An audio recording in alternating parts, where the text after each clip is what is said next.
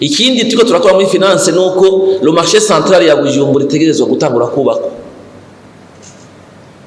Les négociations zaramaze kwa avancer contrairement y'ibihuwa bivugwa kuri Fabrice ainsi de suite. Nuko leta yashizemo ifise part ya 60 presque 64%. Twafashe amafaranga amaze kwegeranya bene gihugu angana ni miliyari zishika 5 en bif na presque $500,000 yamaze kwegeranya ari muri Bankobu niyo yazanye.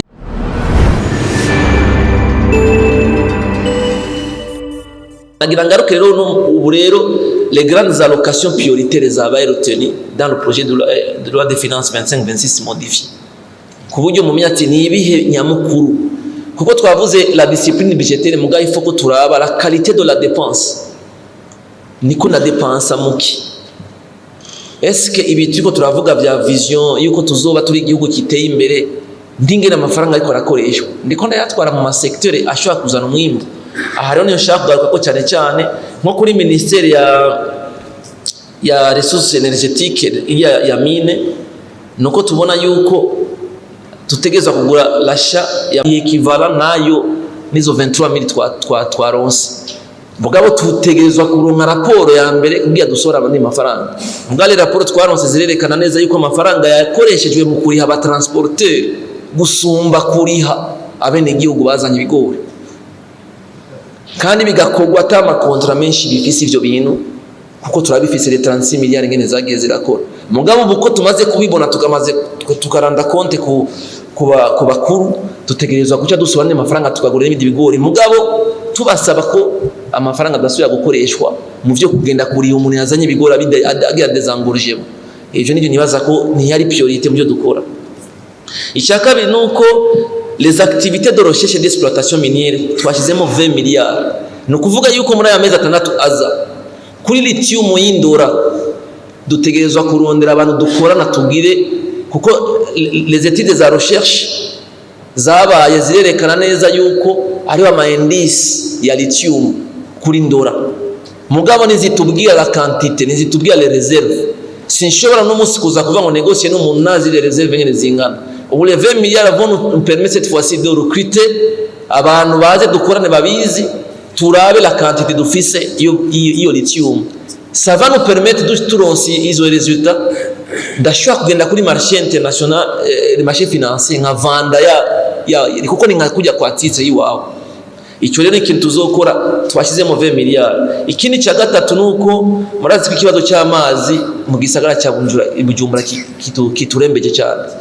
Kuko ijya station de pompage d'office munsi ya radio ça date de longtemps. Nkibaza ko igisagara cyari muri 300,000 muno munsi tugeze ku miliyoni urenga. Avec le projet d'accès à l'eau potable et assainissement payé pas signé il y a la semaine dernière, la Banque mondiale a mis sur la table 80 millions.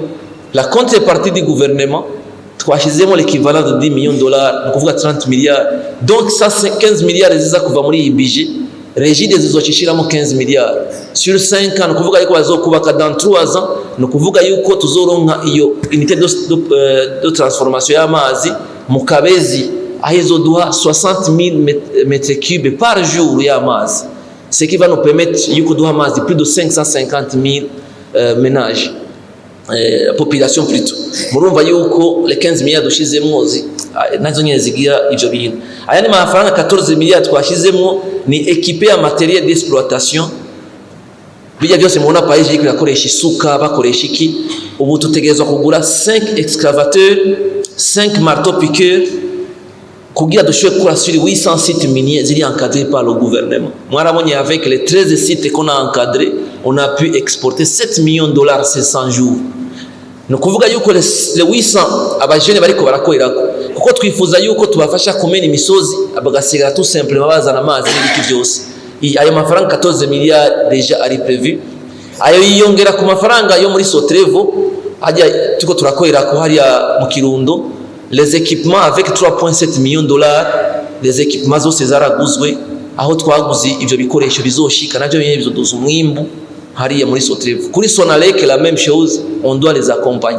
Kuko ibyo binategerezwa kubijyamo sans le budget d'investissement, on ne peut pas envisager yuko twebwe hazozundi umuntu adufashe kwimburwa butare ngo tubushore. Ivyo nivyo turiko turakora muri ico gisata. Ivyanagesa acheter installer des unités de transformation du maïs pour la valorisation des stocks de la Nagresa. N'ubu urabona ko Bralodi yaguze 28, yaguze 25. Uno mwaka tumaze kugura 23. Muga turafite stock y'umwaka weze iri presque 20000 tonnes ziri ngaho. Twategerezwa kuca dutransforma tukagurisha ifu kugira dushoye kuraba yuko twobwira. Ikindi ni gisata cy'abamukira rugendo, amasite touristique ategerezwa kuba valoriser. Twashizemo 1.3 miliyari kugira dusubiremo mize parke BPGera, parke de la Ruvubu na source méridionale de Nil. Ayo mafaranga dutegerezwa kubibona kuko ivyo byose biri muri vision. Pour le ministère en charge de l'agriculture et l'environnement, nuko deja muri budget harimo amafaranga 241 miliyari kubijanye na fertilisant twashizemo ari kugira dushoye kuronka amafertiliza twabene igihugu. Hanyuma amamaïs hybride twashizemo 13,3 miliyari. Amatuko turashiraho beaucoup plus abantu bakora imbuto niveau local bagwire kuko bica bidutwara amafaranga menshi cyane muri ivyo bintu byo kuza turemporta imbuto. Hanyuma n'ama contribution muri agriculture twashizemo 4,5 miliyari kugira turi ama contribution muri ijya initiative di bassin dinine kuko dusanzwe ari twe du président cette année-ci je dufasha. Hanyuma yo ku finaliser les 5 chantiers de centres cliniques primaires en cours dans les différentes provinces pour un montant 1,5. Mugiye mu Kibimba no munsi dufite ikibazo cy'inkwavu zavutse tutaronka aho tuzishira. La même chose mu Cibitoki. On avait commencé avec les 4 au Buhari ko yakora zibiri, hanyuma régime militaire de construction ikora zindi zibiri, ni kugira dushoye kudezangurja hanyuma abantu bose baronke izo nkwavu mu byo turiko turakora. Hanyuma ikindi novuga kubijyana na ministère ya finance. Ministère ya finance nuko twashizemo 17,2 miliyari yo kugura bwa machine ya facturation électronique. Ubu tugeze ku bitigiri kuri 13,000 ko ya umunsi twagira umunsi mukuru umutangakori tweje kuzana ibindi bihumbi bitanu. Les statistiques ziratwereka neza abantu bavuye munsi y'umuriyari no munsi mu gutanga TV abageze ku miliyari 10. Tuvuga ati iyo tuguze izo machine abantu turaca turonka TV ya taxe interne ziraduga, naho nyine turiko turaraba yuko dushika au moins kuri 20,000 kuri ya stratégie de stabilisation macroéconomique. Tuvuga ko au moins 20,000 machines à facturation électronique abene gihugu bategezwa kuzironka abakontribuer ko bica bidupermeta kubona antare yeringi na mataxe ariko araduga. Muga côté de ça les informaticiens bamwe tuko turakorana bariko bararefishise ngene twokoresha izi telefone zisanzwe na kuri bajya bato mu gutanga amakori kugira turabe ko twoduza amakori muri finance. Hariho ni miliyari zibiri zashizwe muri ministère ya intérieur kugira les taxes communales nazo nyene ziduge. Hariho 12 commune zatanguye bakora na CRDB. Tweko turaraba ngene tutobekera mu maboko y'umu privé ko CRDB yarazanye la technologie ikibaha n'utu machine bacha bazana abantu bafise contrat na commune batoza amafaranga bakaza bararonka ama pourcentage. Dushaka turabe ngene leta yo bijamo cette fois-ci kugira toshoye kuraba ko amakori twoyaduza. Hanyuma twashizemo 16,9 miliyari yo kwapuya la mise en œuvre de la réforme administrative. Ngubu muri gushika muri December amafaranga turiko turakoresha mu guha la réhabilitation ya ma province ya inzu zizokoramo ama direction provinciale na ma département communaux twatanze ubu pour 500 millions pour chaque province. Ubu duhejeje gutanga 100 millions pour chaque commune mu bijya byo gukoresha intebe. Murumva yuko iyo ligne ni igendera dufasha mu kwapuya ama secteur amwe. Ikindi tuko turakora muri finance nuko le marché central ya Bujumbura itegerezwa gutangura kubako. Les négociations zaramaze kwa avancer contrairement y'ibihuwa bivugwa kuri Fabrice ainsi de suite. Nuko ubu leta yashizemo ifise part ya presque 64%. Twafashe amafaranga amaze kwegeranya bene gihugu angana ni miliyari zishika 5 ambif na presque $500,000 yamaze kwegeranya ari muri Bankobu niyo yazanye kometa capital yiwe ça représente 36%. Leta ikizana 15 miliyari dushize muri iyi budget mugabo dutanga vers 20 miliyari bariko babikorana neza ngenda bisubiremo kugira tukure mu bintu by'induru nuko ayo mafaranga azotransita muri budget nizo kiba iserukira leta muri iyo mugambi hazoca ba créer une société ya PPP izo bifise ni gouvernance à part izo office na maison de surveillance mu kubaka. Hanyuma siubaka nation izoza gufatana na leta ni yafo bise One Africa Investment irimo babene igihugu bose batanga amafaranga yabo ari muri banku. Aya mafaranga azocaza acafatana na leta yatanze aciye muri bije azocajaho inzego za conseil d'administration n'ingene bizotunganya. Hanyuma twafashe yuko mu kubaka ijya complexe tuyigira en 6 phases. Iyi ni phase ya mbere pour un montant de 93 milliards. Twubake aho abantu bazodandariza. Aya mafaranga dushizemo bwa mbere leta ni kugira itange l'appui institutionnel na appui financier ipermete yuko ijya One Africa Investment yuko ikibandanya kuleva les fonds biciye muri ijya marché boursier yuguruwe.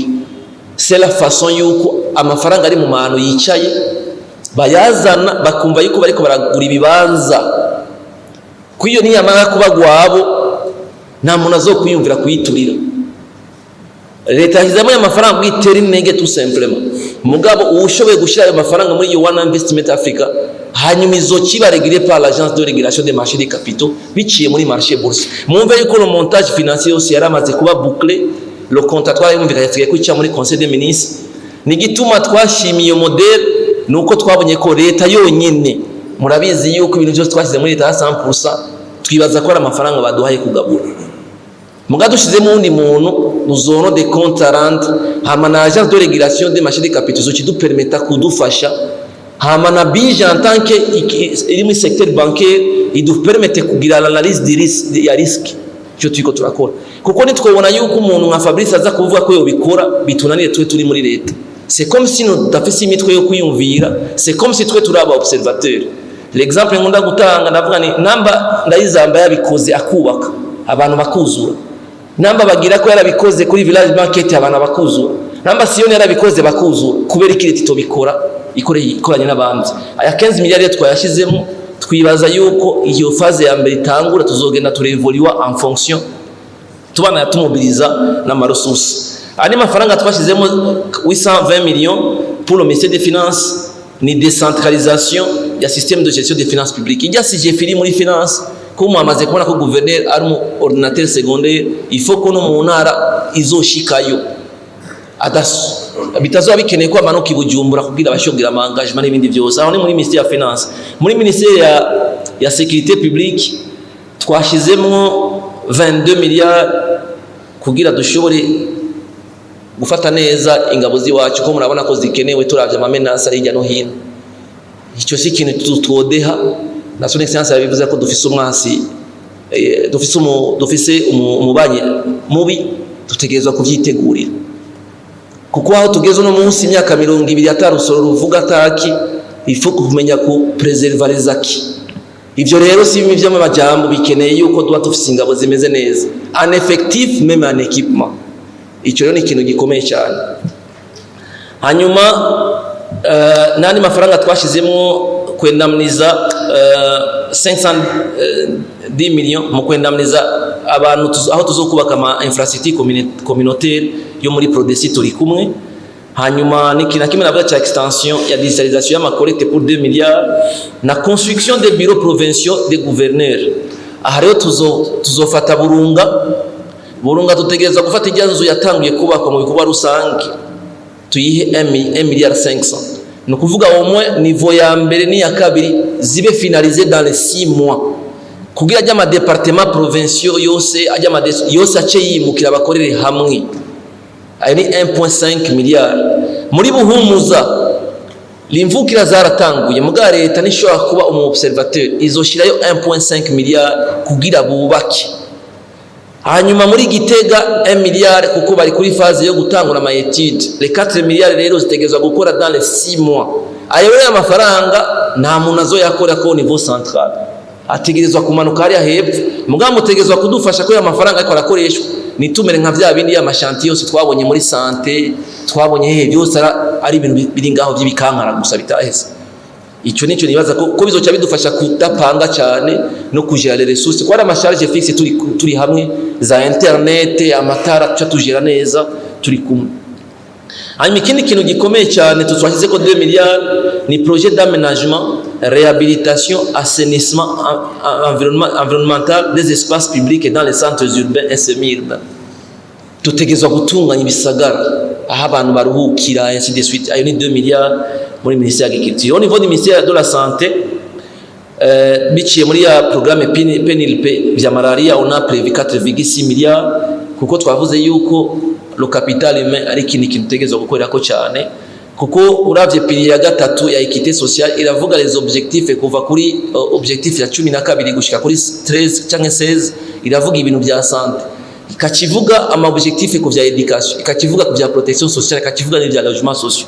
Il faut twerekana yuko turiko turashira ingufu nyinshi mu by'amagara y'abantu. Hanyuma twashyizeho 2.3 milliards mu gufinaliza hôpital communal ya Gishubi iri Nyarusange dans la province de Gitega, kuko l'approche yabaye adopté nuko atayindi nyubako nshasha itangura muri minisante.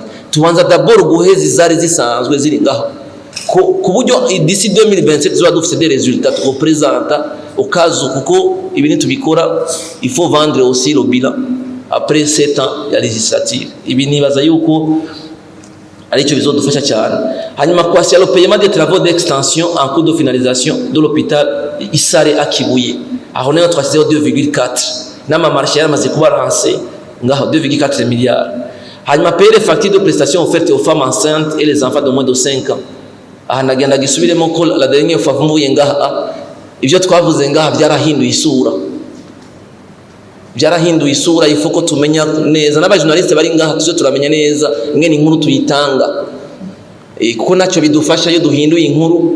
Uwabibaza yuko iza kuduha ama views cyangwa iki, mugabo usanga tuko turakeye ingorane tujuragiza bene igihugu.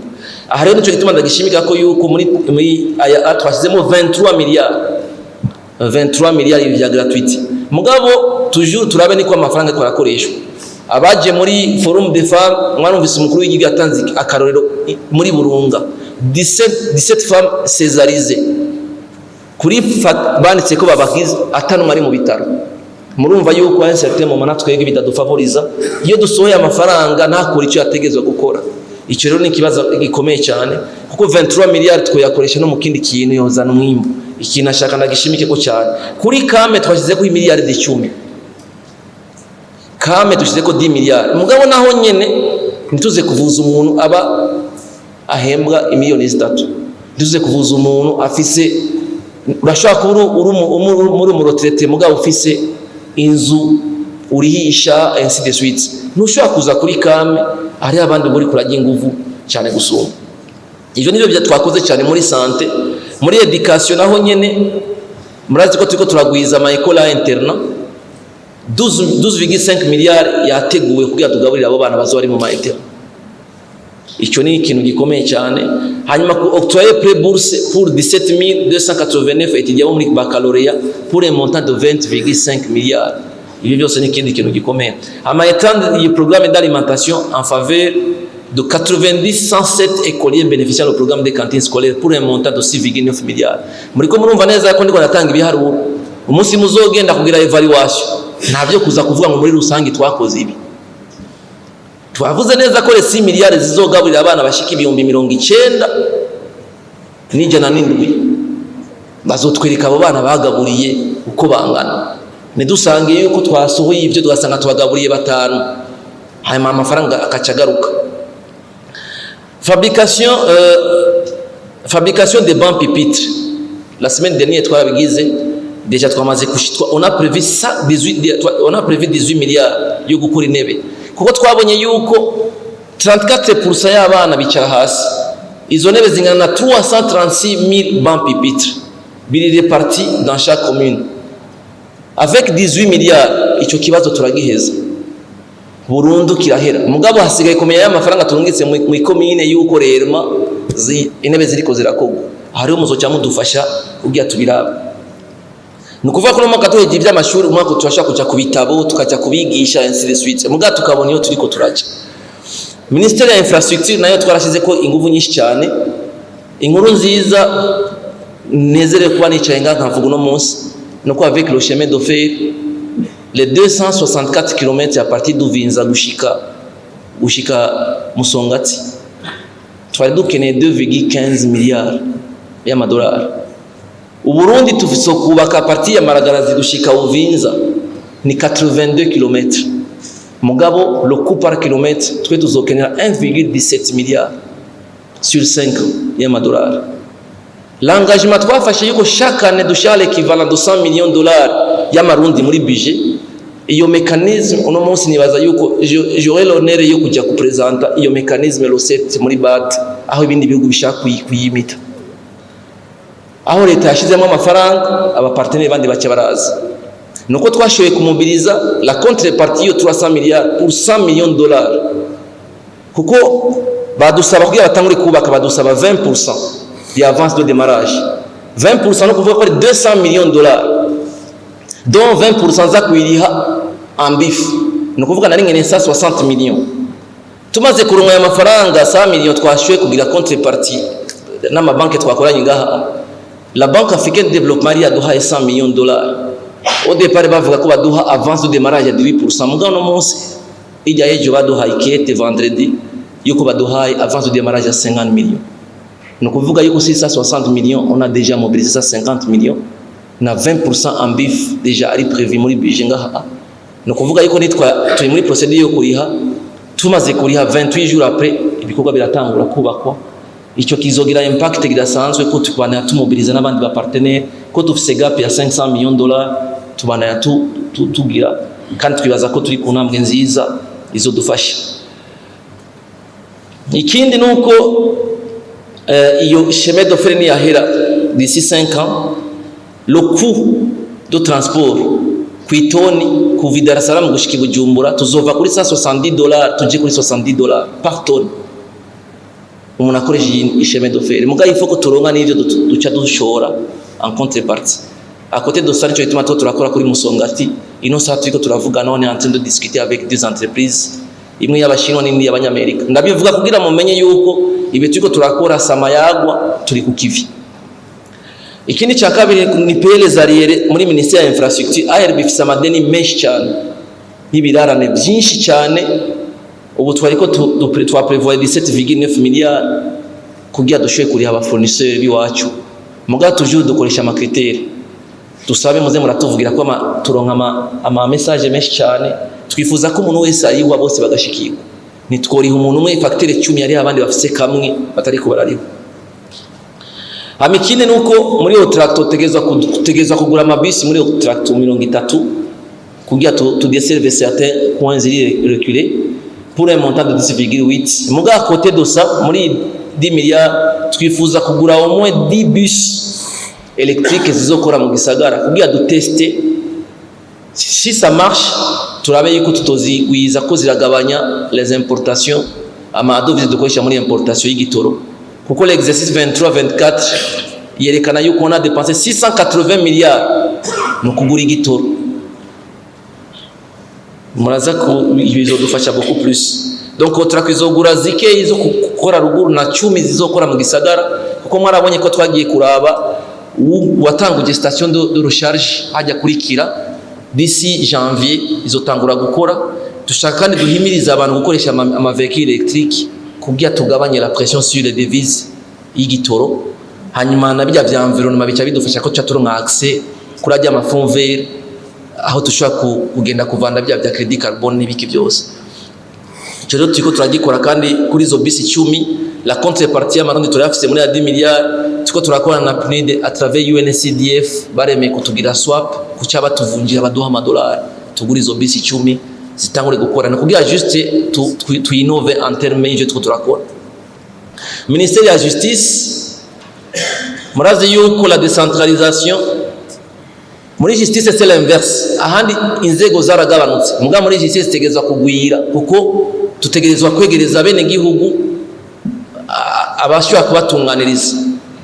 Twashizemo 8,5 milliards iminimum vy'amatitre na nabivuze vy'amatitre foncier digitalisé on a prévu 8,5 kugira turonke amatitre. Hanyuma ikindi nuko tuzokubaka kuko murazi yuko izahora ama residence zizoca zimanuka muri zone oro zari kuri province yari ama TGI azoca manuka aje ku makomune. Urumva wowe utegezwa kugwiza aba bantu bose kugira tugabanye imanza nyinshi ziduga aho tutegerezwa gushira amafaranga mu kugira pour le ministère des affaires étrangères ama contribution menshi muri EAC pour 22,5 milliards n'ama contribution statutaire ku organisation internationale pour 8,3 milliards kuko bo burazi ko bavanda l'image y'igihugu hanze tutashuye kuri haya ma contribution baronka uruvugiro byo tegeza gukora muri byo byose muri defense hariho byo turakora bijanye n'iyi geopolitique turimo tutegerezwa kwitegura rero bisaba yuko dushya amafaranga sinorinda no kuyavuga ngaha ko nibaza ko bitakenewe mugano ko dutegerezwa gushya amafaranga tukagura ibikoresho bikenewe tukaronka ingabo zikenewe kandi zimeze neza amakuru ministère du travail na fonction publique mise en œuvre ya digitalisation ya fonction publique 2,9 milliards hanyuma na kimwe navuga mettre à jour le régime des pensions des retraités pour se conformer à la volonté du chef de l'État pour 7 milliards les scénarios zaragizwe tutangura kuri 60% 75 gushika kuyijana twabonye yuko tuvugana na NPR na za NSS avec 7 milliards turashobora kuba dutangura kubaha 60% ya salaire yabo ya nyuma ubu turi mu modalité pratique nyine tubikora kugira dushoye gushira mu ngiro iyo ngingo yafashwe hanyuma pour le ministère de la jeunesse les compétitions internationales qu'on a yo ni vitrine ituma twerekana image nziza y'igihugu on a prévu 3 milliards kuko murazi ko twara tuja gukota ma stade tugira ikensi de suite muga naho dusohoka budufisa ama competition menshi cyane wasanga baza sufurume ya imprévu ubu twabwiye ati nimuziteguye tuzishiremo kugira duserukira igihugu neza atangorana ministère ya communication twashizemo amafaranga na hari makeni mu gutangura ko ariyo programme ijanye na promotion de l'image du pays ngine twogira ama documentaire sur le patrimoine identitaire historique ibintu ngene twashaka kwerekana image nziza y'igihugu navyo nyine twabihaye amafaranga makeyi hanyuma murazi ko radio y'u Burundi ari ahantu henshi tavuga kubera ama interference avuye mu bindi bihugu ahategezwa kwelimina les zones d'ombre de la radio nationale mu masita 6 Nyange Makamba Buranga muri Musongati Magara muri Muhuta Gakungwe muri Mugere na Ndora Bukinanyana na Busoni Kirundo on a prévu 1 milliard kugira tubafashe tubahe ibikoresho kugira nituze umukuru w'igihugu cyangwa ibyo byose turakora bitari ko birumva n'abanyagihugu bumva andi maradiyo bumva ko atacujo dufashe nabyo nyene ibyo turiko turakora ivyo niyo novuga hanini twagiye turashira de façon na allocation priorité yagiye arakugwa mu ministère atandukanye hanyuma ibindi sino bivuga na mapare beaucoup plus ko twavuze yuko tugeza kwerekana est-ce que le budget turimo ni budget d'investissement cyangwa ni budget de fonctionnement aha muraza kubona yuko les ministères za infrastructure yaraduze sensiblement kuko yaduze ko naraba ama pourcentage ngaha éducation yaduze de 13,41%, ministère y'agriculture yaduze 7%, le budget yayo ministère ya commerce yaduze presque 4%, hanyuma ministère ya infrastructure yaduze 7%. Ivyo byose kwa mabarabara menshi cyane twaje dukura amafaranga hino hino kugira amabarabara yakozwe ari ahere.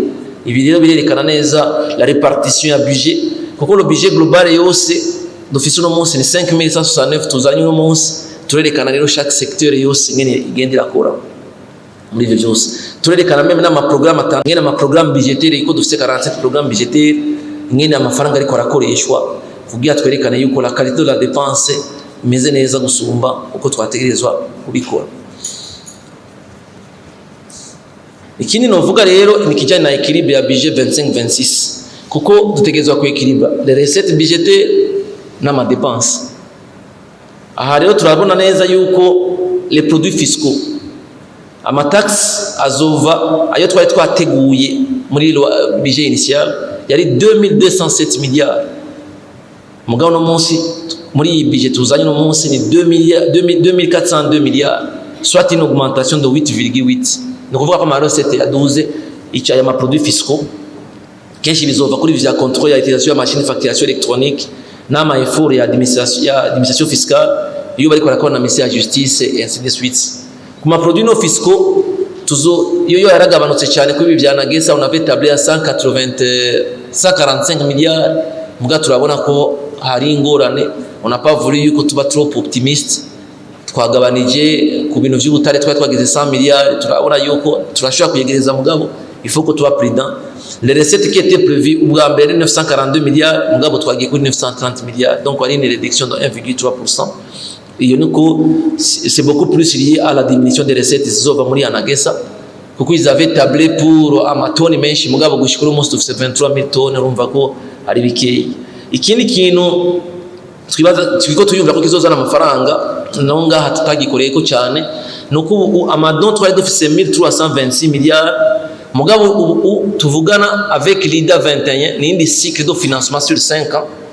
Les allocations bahaye Burundi, l'enveloppe ni 377 milliards, aza yiyongera kuri 1900 milliards dufise 1,9 milliards dufise muri Banque mondiale sur les 20 projets. Izi 377 baduhaye tugiye kumvikana ama projet tuzoshiramo na mafaranga aza kwiyongera aho turamaze gusibira yuko dugira barage ya Kajeke ko tuyisubiramo, tumaze gushiramo Ruzizi 3, tumaze gushiramo yuko baza muri ya gap tufise muri financement chemin de fer yuko bashiramo amafaranga tuce dushira no muri projet ni projet zine. Donc hariho Kajeke, hariho Ruzizi 3, hakabamwo ni muri energie. Ikindi cyo dushiramo ni ibi by'ama minere, il faut ko na minere tangura kubikoreramo. À côté de ça, FAD 17 ni ya Banque africaine de développement nawe nyine irahejeje, ni baravuga l'enveloppe mugana amafaranga azoza kuduza je turiko turakora ko vyose. Kubijana n'ama dépenses rero, les dépenses courantes mwumvirize neza, les dépenses courantes arimo amasalaire n'ama biens et services n'ama transfert, ça représente yavuye kuri 2775 milliards, ubu twayitwaye kuri 2750, yabaye une réduction ya 0,8%. Amasalaire comme twari dufite par exemple abakozi bakora ahantu henshi twagenda turabafatanya bizogabanya amasalaire. Les biens et services nanye zizogabanuka de 3,7 zivuye kuri 682 milliards zigiye kuri 656 milliards. Ama transfert nayo nyene kuya twatwaye amafaranga menshi mu commune avuye kuri 600 milliards agiye kuri 645 milliards, soit une augmentation de 7,4%. Ama intérêt tuzoriha ku madeni twagiye turafata kisa sawa au niveau intérieur cyangwa extérieur, nuko ubu tuzoriha plus de 272 milliards kuma intérêt kuma remboursement de la dette byo twagiye turagira biri mu ma convention na ma avance consolidée twafashe muri BRB. Nk'ubu nk'ijya déficit y'umwaka uheze ya 1097 milliards 1017 milliards twafashe muri BRB, on vient de signer une convention avec la BRB, on échelonne iyo paiement sur 40 ans kuri to ya 1,2%, kuko BRB yo ikora nk'izindi nuzoyibwira ngo yaraguhaye amafaranga muri leta. Il faut ko mu malivre yabo byerekana yuko ari deni bahaye leta kandi leta yemeye kuzo yari mugabo muke mwumva yuko ari abana dusigiye fardo y'ideni y'amafaranga twakojeje umwaka gusa. Et ça c'est très important, yo tuko turabivuga. Les exonérations narakurikiranye baza ko ari hirya y'ibyo Cour des comptes ivuga yuko twavuye kuri 111 milliards tugiye kuri 141 milliards. Nagenda babwire yuko 53% yaya ma exonération twayatanze sur les projets financés par les partenaires. Kuko urumva bavuga ati ndazanye chemin de fer, uca uvuga yuko na mataxi ntituzoyitaxa, zanye jiji murembwe sinzotaxa, zanye RN16 ikoze n'abashinze sinzoyataxa. Hariho n'ibindi ndashaka kuvugira ngaha mugabo d'intérêt stratégique ari byo représente 53%. Kuko iyo rubrique yonyine mvuze sur les 141%, c'est 41 milliards, 74 milliards iri kuri ibyo bintu nababwiye. Les statistiques turazifite ko tuvyumvise tujya bituma tujya kurondera gikurikiye avec 16% n'ifumbire, ica gatatu sont les privés, bisigura yuko amagazine tuko turatanga agenda mu bintu bya nkenegwa, si bimwe byo imiduga abantu bagenderamo. Les statistiques turazifite zererekana neza n'amafaranga par projet uko zageze rakoreshwa. Nibaza yuko tutogira umutima uhagaze, l'important nuko tubona retour icyo tuko turagira. Ama dépenses d'investissement yaraduze kuko yavuye kuri 2507 milliards ajya kuri 2576 milliards. Ayo kenshi ayo n'ama dépenses d'investissement yavuye kuri vya bintu priorité nako ndavuga bimwe by'amaminere, bimwe by'amangre, chemin de fer twashyize kwa amafaranga na n'ibindi. Aha nico gituma mubona byaduze gutyo. Hanyuma kanetiri ya deficit ko niyo indicateur ya nyuma dohereza ko deficit nuko tubona ko les du budget général de l'État modifié harimo amadon sur l'exercice 25-26 yavuye muri budget initial yari kuri 4821 milliards. Ayo na ressources harimo n'amadon ajya kuri 5004 milliards, soit une augmentation de 3,8%. Nous pouvons que les ressources face à ma recette n'ibiki byose n'amadon byose urumva ko yaduze 3,8%. Les dépenses totales générales de l'État modifiées, les charges du budget général de l'État pour l'exercice 25-26 ziri kuri 5352 milliards. Ama dépenses yaduze kuko muri budget initial yari 5258, certes yaduze 2,1. Mugas la bonne nouvelle non quand même les recettes à 12. Et le déficit global du projet du budget rero ikiba ya 347 aho twari kuri 436 milliards kuri budget initial. Nukuvuga yuko no munsi dufise le déficit net. Amahera tutabona gushika ino saha tuzoyazana tutegezwa kumubiriza pour financer ce déficit ni 347 milliards. Rero ukonsoma wese abati iki kino ico nashaka sensibiliser muze muradufasha. Abantu bamaze kubona ko amahera yagiye muri budget yibaza ko ari amafaranga ya ronse. Nazi ko dufise ikinogo. Ico kintu atagikoze twebwe kiza kutugabaniriza deficit. Initire kujya guprecipitate ukora ikintu ku munota wanyu mutazoheza kica kidusiga mu kinogo kandi en plus. Rero umuntu wese ashiyama amafaranga azokoresha kugira iyi deficit igabanutse muri ya stratégie de stabilisation macroéconomique ni c'est l'un des indicateurs no muri vision irahari. Mu gihe deficit yagira agabanuka. Rero en résumé le solde primaire global na primaire du projet du budget nuko turavye les dépenses primaires dukuyemo les intérêts turiko turariha amadeni nukuvuga yuko turi kuri 3552 muri budget initial twagiye kuri 3559 muri budget révisé. Ama salaire yavuye kuri 1192 milliards aja kuri 1175. Les biens et services ils avaient pris 643 déjà pris 645. Les projets financés sur les ressources intérieures ils avaient pris 1118 milliards, ils pris 1187 milliards. Les recettes totales hors don ils avaient pris 3463 milliards, ils pris 3677.